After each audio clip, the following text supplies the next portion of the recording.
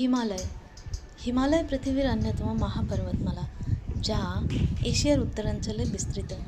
এই পর্বতমালা হাজার হাজার বছর ধরে মানুষকে প্রভাবিত করে চলেছে, শুধুমাত্র তার উচ্চতার জন্য নয়, তার প্রাকৃতিক সৌন্দর্যের জন্য।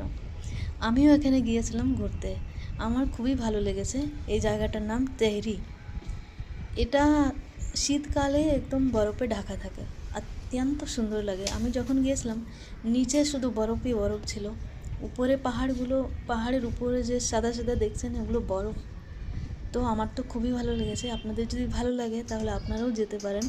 অত্যন্ত সুন্দর জায়গা, সবাই যাবেন। আপনাদের কেমন লাগলো জানাবেন।